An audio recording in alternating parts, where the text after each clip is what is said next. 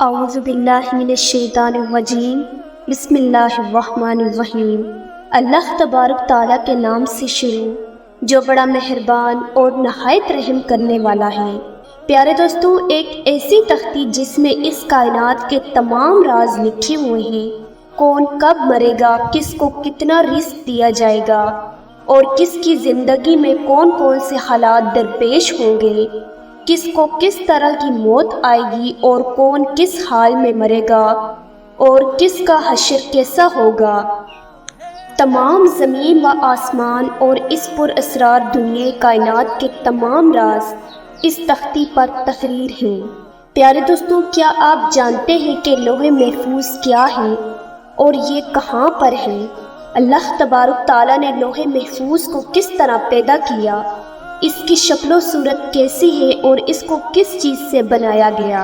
اور لوح محفوظ کے اندر اس کائنات کے کون کون سے راز تحریر کیے ہوئے ہیں، اور جب اللہ تبارک تعالیٰ کسی کام کا ارادہ فرماتا ہے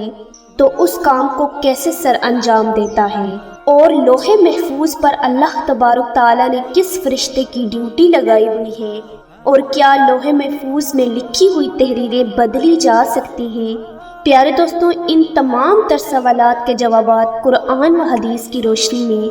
آج کی اس ویڈیو میں ہم آپ کو بتائیں گے، لہٰذا آپ سے گزارش ہے کہ ہماری اس ویڈیو کو اینڈ تک ضرور دیکھیے گا۔ پیارے دوستوں، جس طرح اللہ تبارک تعالیٰ کی وحدانیت پر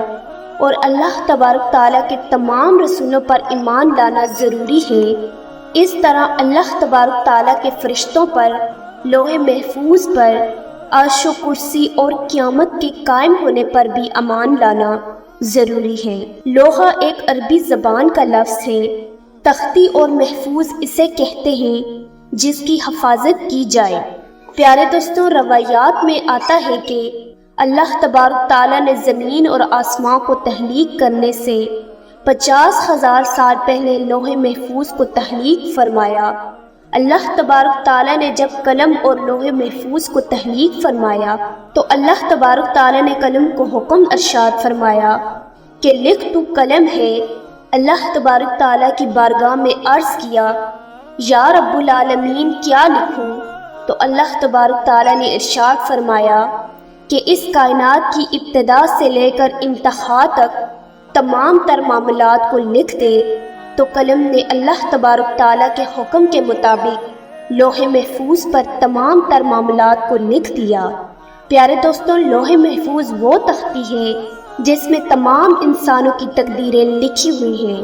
اس کائنات کی تخلیق سے لے کر اس کائنات کے فنا ہونے تک ہر چیز اس میں لکھی ہوئی ہے، لہٰذا آج تک جو کچھ اس کائنات میں ہوا ہے اور قیامت تک جو کچھ بھی ہوگا وہ تمام کا تمام اس لوح محفوظ میں لکھا ہوا ہے، اور لوح محفوظ تمام مخلوقات کی پہنچ سے بلا تر ہے۔ کوئی بھی انسان یا شیطان اس تک نہیں پہنچ سکتا، جیسا کہ بخاری شریف میں ارشاد ہے کہ حضور پاک صلی اللہ علیہ وسلم نے ارشاد فرمایا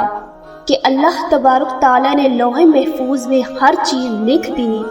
اور آسمان و زمین کو پیدا کیا،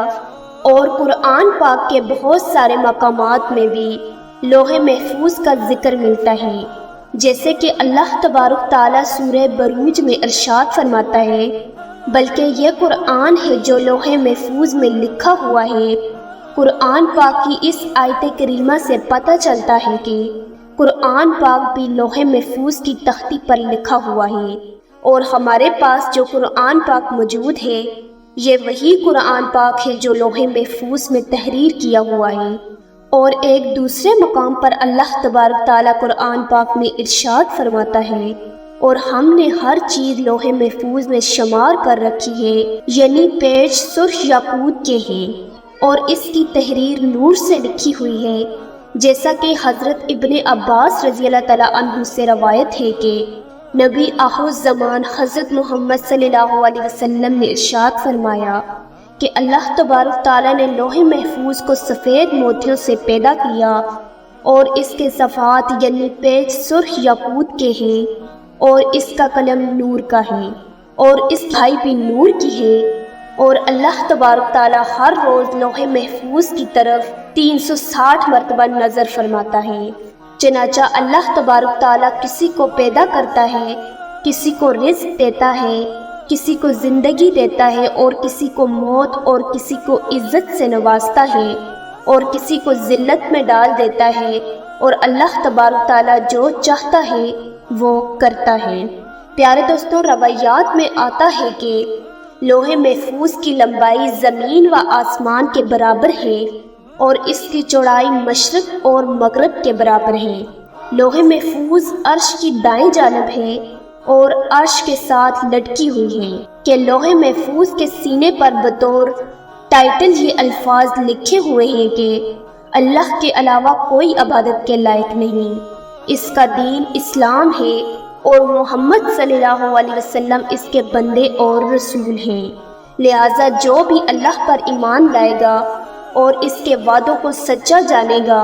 اور اس کے رسولوں کی اتباع کرے گا تو اللہ تبارک تعالیٰ اس کو جنت میں داخل کر دے گا۔ پیارے دوستوں، لوح محفوظ پر اللہ تبارک تعالیٰ نے اپنے مقرر فرشتے حضرت اسرافیل علیہ السلام کی ڈیوٹی لگائی ہے، جیسا کہ حضرت ابو سنان رحمۃ اللہ علیہ فرماتے ہیں کہ اللہ تبارک تعالیٰ کے سب سے زیادہ قریب لوح محفوظ ہے جو عرش کے ساتھ لٹکی ہوئی ہے۔ جب اللہ تبارک تعالیٰ کسی شے کا ارادہ فرماتا ہے تو لوح محفوظ میں لکھ دیتا ہے، تو یہ لوح محفوظ حضرت اسرافیل علیہ السلام کے ماتھے کو آ کر ٹکراتی ہے، جبکہ حضرت اسرافیل علیہ السلام اللہ تبارک تعالیٰ کی عظمت کی وجہ سے اپنے سر کو جھکائے ہوئے ہیں اور اپنی نظروں کو نہیں اٹھاتے۔ جب لوح محفوظ کی تختی حضرت اسرافیل علیہ السلام کے ماتھے سے آ کر ٹکراتی ہے تو حضرت اسرافیل علیہ السلام اس میں نظر کرتے ہیں۔ اگر اس میں اللہ تبارک تعالیٰ کا حکم آسمان والوں کے متعلق ہوتا ہے تو حضرت اسرافیل علیہ السلام مکیل علیہ السلام کے سپرد کر دیتے ہیں، اور اگر کوئی حکم زمین والوں کے متعلق ہوتا ہے تو حضرت اسرافیل علیہ السلام اس کا حکم حضرت جبرائیل علیہ السلام کے سپرد کر دیتے ہیں۔ بس سب سے پہلے روز قیامت جس چیز کا حساب ہوگا وہ لوح محفوظ ہوگی۔ پیارے دوستوں، جب روز قیامت اللہ تبارک تعالیٰ لوح محفوظ کو حساب کے لیے بلائے گا تو اس کے سب جوڑ کام رہے ہوں گے، تو اللہ تبارک تعالیٰ لوح محفوظ سے فرمائے گا کہ کیا تو نے میرے حکم پہنچا دیے تھے؟ تو لوح محفوظ اللہ تبارک تعالیٰ کی بارگاہ میں عرض کرے گا، تو اللہ تبارک تعالیٰ لوح محفوظ سے فرمائے گا کہ کیا تو نے میرے حکم پہنچا دیے تھے؟ تو لوح محفوظ اللہ تبارک تعالیٰ کی بارگاہ میں عرض کرے گی، جی ہاں یا رب العالمین، تو کہا جائے گا تیرے حق میں کون گواہی دے گا؟ تو وہ اللہ تبارک تعالیٰ کی بارگاہ میں عرض کرے گی، کیا تو نے میرے حکم پہنچا دیے تھے؟ تو لوح محفوظ اللہ تبارک تعالیٰ کی بارگاہ میں عرض کرے گی، جی ہاں یا رب العالمین۔ تو کہا جائے گا تیرے حق میں کون گواہی دے گا؟ تو وہ اللہ تبارک تعالیٰ کی بارگاہ میں عرض کرے گی، حضرت اسرافیل علیہ السلام۔ تو اس وقت حضرت اسرافیل علیہ السلام کو بلایا جائے گا۔ اس وقت حضرت اسرافیل علیہ السلام کے بھی جوڑ کام رہے ہوں گے۔ اللہ تبارک تعالیٰ حضرت اسرافیل علیہ السلام سے فرمائے گا، تجھے لوح محفوظ نے میرے تمام احکام پہنچا دیے تھے؟ تو حضرت اسرافیل علیہ السلام اللہ تبارک تعالیٰ کی بارگاہ میں عرض کریں گے، جی ہاں یا رب العالمین۔ اس وقت لوح محفوظ کہے گی، سب تعریفیں اس اللہ تبارک تعالیٰ کے لیے جس نے مجھے برے عذاب سے نجات عطا فرمائی، اور اسی طرح حساب و کتاب کا سلسلہ ہوتا رہے گا۔ پیارے دوستوں، بات کرتے ہیں کہ کیا لوح محفوظ کی تقدیر کو بدلا جا سکتا ہے اور کیا واقعی تقدیر دعاؤں سے بدل جاتی ہے؟ اس کے بارے میں روایات میں آتا ہے کہ تقدیر 3 قسم کی ہوتی ہے۔ پہلی تقدیر وہ ہوتی ہے جو عام انسانوں کی دعاؤں کی وجہ سے اللہ تبارک تعالیٰ بدل دیتا ہے، اور دوسری تقدیر وہ ہوتی ہے جو اللہ تبارک تعالیٰ اپنے خاص بندوں یا اپنے انبیاء کرام کی دعاؤں کی وجہ سے بدل دیتا ہے۔ ان 2 قسموں کے اندر تو تقدیر کو بدلا جا سکتا ہے، لیکن تقدیر کی تیسری قسم وہ تقدیر ہے جو لوح محفوظ پر تحریر ہے۔ اس تقدیر کو نہیں بدلا جا سکتا، حتیٰ کہ لوح محفوظ پر لکھی ہوئی تقدیر کو تبدیل کرنے کے لیے کوئی نبی بھی دعا کرنا چاہے تو اللہ تبارک تعالیٰ اس کو روک دیتا ہے۔ پیارے دوستوں، اس سے معلوم ہوا کہ لوح محفوظ پر جو کچھ بھی لکھا ہوا ہے اس میں کسی قسم کی کوئی تبدیلی نہیں ہو سکتی، اور لوح محفوظ پر لکھی ہوئی تقدیر کو کسی طرح بھی بدلا نہیں جا سکتا۔ البتہ کچھ تقدیریں ایسی ہوتی ہیں جس کو اللہ تبارک تعالیٰ صفوں کی شکل میں فرشتوں کو عطا فرماتا ہے، تو وہ تقدیر اللہ تبارک تعالیٰ کے نیک بندوں، اولیاء کرام اور اللہ تبارک تعالیٰ کے انبیاء کرام کی دعاؤں سے تبدیل ہو جاتی ہے۔